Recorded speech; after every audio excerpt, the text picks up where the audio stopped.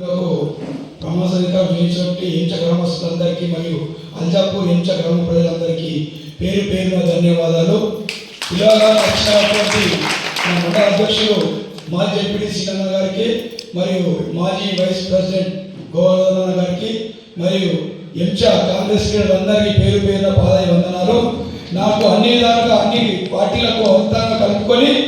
Congress, TRS, BJP అన్ని పార్టీలకు ఏకమై నన్ను ఎన్నుకున్నటువంటి కార్యకర్తలకు మరియు గ్రామస్తులందరికీ పేరు పేరున మరి ఒకసారి పాదాయ వందనాలు తెలియజేస్తున్నాను. గత 2006 నుంచి ఇప్పటిదాకా ఎంచ నన్ను పట్టాన్ని కట్టుకుంటూ ముందుకు నెట్టుకుంటూ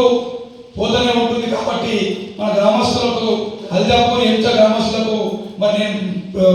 చాలా రుణపడి ఉంటానని చెప్పేసి తెలియజేస్తూ ఉన్నాను. 2006లో సర్పంచ్గా చేసి 14 ఎంపీడీసీలు చేసి మళ్ళీ 2020లో డైరెక్టర్గా చేసి మళ్ళీ 25లో నన్ను సర్పంచ్గా నెగ్గించి గత 4 పర్యాయాలు నన్ను ఏకదాడిగా గెలిపించినటువంటి గ్రామస్తులందరికీ అల్జాపూర్ గ్రామస్తులందరికీ పేరు పేరున ధన్యవాదాలు తెలుపుకుంటూ నేను ఇక నుంచి మీలో ఒకటినై మన గ్రామం అభివృద్ధి కోసము ప్రభుత్వం చేపట్టినటువంటి ఇందిరమ్మ ఇండ్లు కానీ, రేషన్ కార్డులు కానీ, పింఛన్లు కానీ, సన్న బియ్యం కానీ ఎలాంటి అభివృద్ధి పనుల్లో కూడా నేను ముందుండి మీతోని కావాల్సినటువంటి పనులు కూడా చేసి తీరుతానని చెప్పేసి మీ ముందు సౌముగా నేను తెలియజేస్తున్నాను. నాలో ఎప్పుడైనా ఏదైనా తప్పులు ఉంటే క్షమించి గ్రామస్తులు ఇదని చెప్పేసి నాతో మీరు ఒకటి కలుపుకొని చేసుకుందామని చెప్పేసి 5 సంవత్సరాలు నన్ను నేను ఒక సభ్యుడిగా, ఒక తమ్ముడిగా, ఒక అన్నగా భావించి అన్ని పార్టీలు ఏకతాటిగా చేసుకొని మా పాలక వర్గానికి ముందుకు తీసుకెళ్తారని చెప్పేసి సభగా మన కాంగ్రెస్ ప్రభుత్వం వచ్చిన తర్వాత మన సుదర్శన్ రెడ్డి నాయకత్వంలో జరుగుతున్నటువంటి సర్పంచ్ ఎలక్షన్ మొట్టమొదటి సర్పంచ్ ఎలక్షన్లో మా ఎంచాక్ కాంగ్రెస్ కమిటీ అధ్యక్షుడు రోషయ్య గారి లక్ష్మణ్